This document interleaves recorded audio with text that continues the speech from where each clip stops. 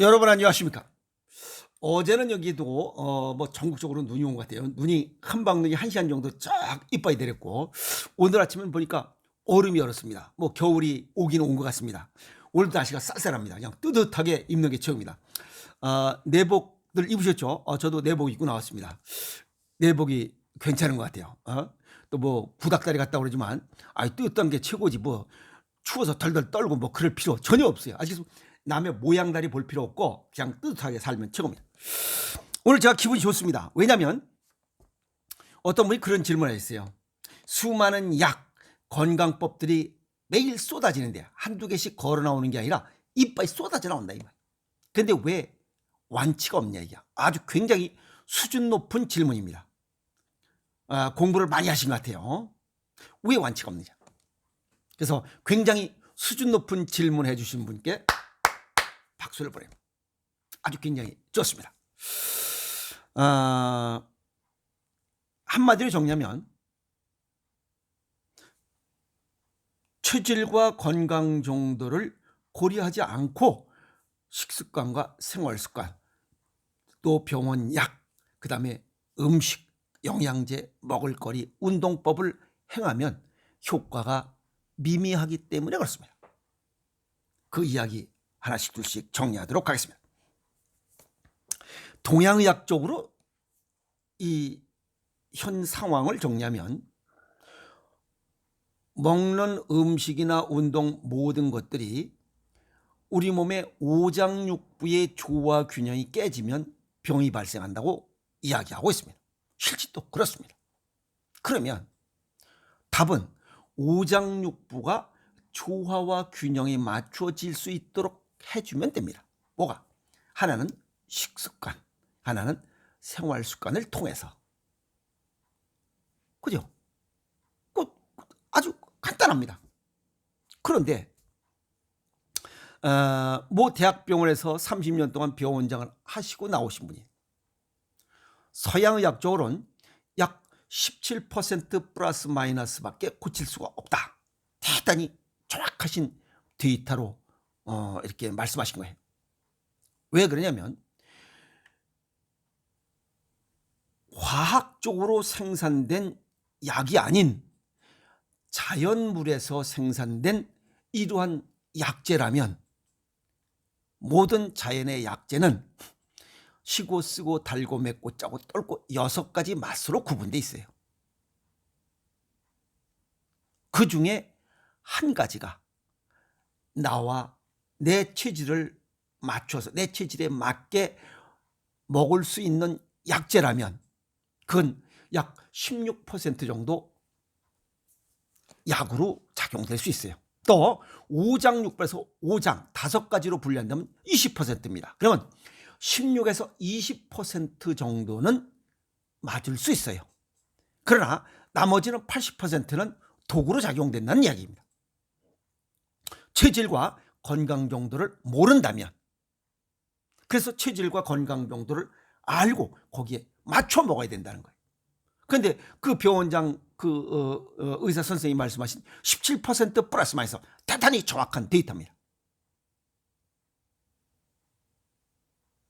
완치가 안 되는 이유 하나씩 알아보도록 하겠습니다. 첫 번째가 내 자신의 체질과 건강 정도를 알고 약을 쓰던 뭘 해야 되는데 그것이 아니고 그냥 덤비기 때문에 못 고치는 거예요. 80%가 안 맞잖아요. 여기에 화학적으로 약재를 만드는 그 약물을 내가 먹는다면 신장과 간 기능이 독성 해독을 하기 위해서 기능이 더 떨어져요. 그래서 약을 끊어야 병을 고친다는 얘기가 딱 맞아 떨어지는 거예요. 완치를 할 수가 없죠. 그래 안 그래요?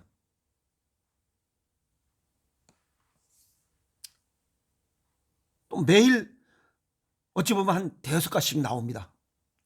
1년으로 보면 365 곱하기 5이면 1825가지의 건강법이 나와요.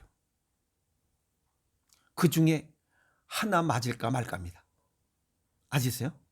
16%가 아니라 그 중에 하나 맞을까 말까. 자, 그러면 16에서 20%는 맞는다고 했는데 이 16에서 20%가 맞는다 할지라도 최소 우리 몸이 건강을 되찾기 위해서는 200일이 소요됩니다.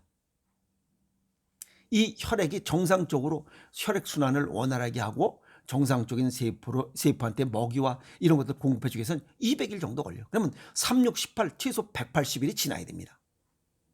6개월이 지나야 돼요. 근데 6개월 동안 꾸준히 한 사람이 있어요? 별로 없어요. 그래서 설사 맞는다 할지라도 완치를 못 시키는 거예요. 나머지 80%가 안 맞아. 20%, 40%, 60%, 80%안 맞는 사람이 있어요. 20%만 맞는 사람. 미미하지만 그냥 가다가 역시 중단합니다. 6개월 못 넘게. 40%가 안 맞는 사람. 그냥 단기간 불편함이 발생한다 할지라도 꾸준히 가다가 역시 중단합니다. 60%가 안 맞는 사람. 이건 아닌데 더 빠른 단시간에 중단합니다. 80%가 안 맞는 사람. 야, 이건 아니다. 바로 끊어버립니다. 왜? 몸에서 받아들일 수 없기 때문에 그래. 우리 몸에서도 야, 이건 아닌데 왜 자꾸만 집어넣나 해서 몸에서 거부를 합니다. 그래서 꾸준히 실천할 수 없는 거예요. 식습관이든 생활습관이든. 아시겠어요? 그러면 몸에 받아들일 수 없기 때문에 몸에서 또 다른 것을 찾아요. 그럼 또 다른 것을 또 찾아갑니다. 여기저기 눈을 돌리게 돼 있어요. 그럼 근본적으로 체질과 건강 정도를 모르고 덤볐기 때문에 거기서부터 벌써 어그러진 겁니다. 일로 가야 되는데 일로 가는 거야. 일로 갔다 일로 갔다 일로 갔다. 수없는 시행착오를 겪다가 언제 한번 이렇게 맞는 경우가 있을 수 있다 이 말이에요. 그 시행착오를 최소화하기 위해서 내 체질과 건강 정도를 아는 게 가장 먼저라는 거예요. 어느 방향으로 갈까요? 여기 대전 이쪽으로 가면 돼. 근데 철원 갔다가 사방 속초 갔다가 돌아갔다가 저 부산까지 갔다가 다시 시간이 오래 걸리는 거예요. 결국 도달도 못하는 거죠. 도달 못하면 죽는다는 거예요. 그래서 자신의 체질과 현재 건강정, 질병의 경중 완급을 고려해야 되는 거예요. 그 중에 가장 중요한 게 체질과 건강 정도를 알아야 된다는 거예요. 그걸 모르고는 완치는 불가능해요. 아까도 말씀드렸지만 약, 화학약품은 신장과 간을 망가뜨리기 때문에 일시적으로 그냥 불편함이 잠재우는 것뿐이지 근본적으로 신장과 간이 망가지기 때문에 될 수가 없어요. 오장육부의 조화와 균형이 두 개가 깨졌잖아요 벌써.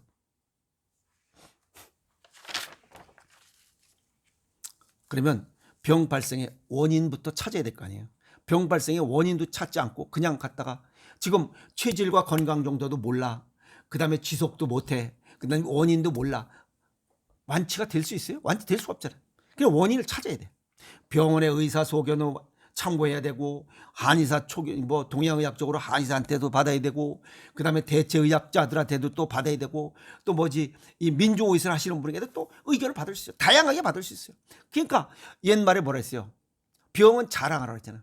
어떤 사람인지는 모르지만 옛날에는 이런 병이 있었고 그걸 고친 사람이 있다 이 말이야. 그래서 병은 자랑하라는 거예요.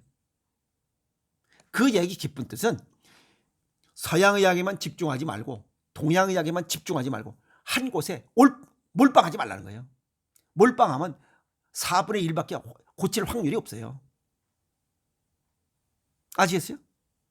의학이 있는 이유가 필요해서 동양의학, 서양의학, 대체의학, 민중의술이 있는 거예요. 모든 수단을 다 동원해라. 그리고 가벼운 초기 증상인 경우는 의사도 잘 알지 못해요. 그러니까 어떻게 돼?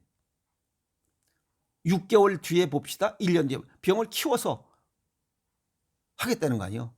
얼마나 어리석은 거예요. 또 전조 증상이 나타났다 사라졌다. 일상생활 속에서 호전과 악화를 반복하고 있잖아요. 그러면 스스로 관찰 일지를 자기 그 병상 일지를 써야 됩니다. 기후, 상황, 여건, 시간대, 식습관, 생활습관 자세히. 그리고 전조 증상을 이럴 때 나오는 전조 증상은 무엇인가 하고 지금 인터넷 잘 돼 있어. 모두가 다 있어. 약물 처방을 못할 뿐이지 전조 증상은 다 나와 있잖아요. 그래서 병원 방문 시에 세부적인 기록사항을 의사들은 의사 선생님한테 이렇게 상담을 할 때 제시해 줘야 돼요. 그래야 의사가 올바른 판단, 정확하게 판단, 자기가 알지 못하는 분야를 정확하게 판단해서 처방할 수 있도록 서로 도와야 됩니다. 의사한테 99% 믿고 뭐 들이대고 있어요. 그런 어리석음이 어디 있어요? 그건 만물의 영장이 아니에요. 그래서 급성병, 전염병, 그다음에 확산되는 병은 병원 처방을 받아야 돼. 뭐지 그거? 뭐 항생제를 들이붓든지 뭐 맞든지 하고, 그다음에 만성병, 식습관과 생활습관 잘못으로 해서 생긴 이러한 병 개선 방법을 본인이 연구해야 돼. 우선 식습관을 바꿔야 돼. 생활습관 바꿔야 돼.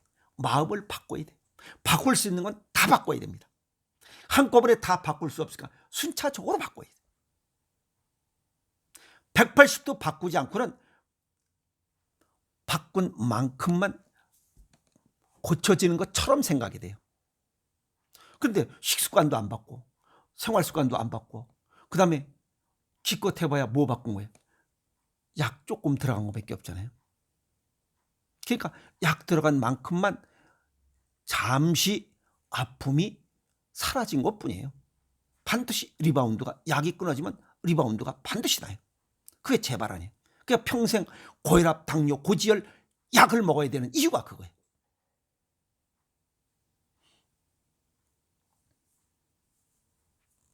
병 발생자들은 180도 비워야 됩니다. 완치할 수 있는 조건은 180도 바꿔야 되고, 여기 식습관과 생활습관 뭐든지 바꾸지 않고 남긴 부분, 그 남긴 부분만큼은 잠재되어 있어요. 그것이 나중에 재발의 원인이 됩니다. 이해하죠? 그래서 마음의 응어리도 털어야 됩니다. 그래서 뭐 전문가, 지인, 편한 사람, 또 주치의 개념, 인생 상담을 할 수 있는 곳이라면 좋습니다. 그래서 식습관 바꿔라, 생활습관 바꿔라, 마음의 응어리를 바꿔라, 털어라. 이 세 가지를 180도 바꾸지 않으면 완치는 없습니다. 그래서 완치가 없는 이유입니다. 질문하신 분 이해하셨어요? 그래서 실천하지 않으면 어떤 것도 이룰 수 없습니다. 식습관, 생활습관, 마음의 응어리를 털어야 되는데 그걸 털지 못하고 약에 요만큼 약에 의존했기 때문에 약에 의존한 만큼만 조금 개선되는 듯 보이는 것뿐이에요. 불편함을 해소하는 듯 보인 것뿐이에요. 그래서 완치가 없습니다. 그래서 목표가 없으면 성공은 더더욱 이룰 수가 없다. 목표를 설정해서 한꺼번에 다 하긴 어렵습니다. 순차적으로 실천 가능한 계획을 수립하고 추진해라.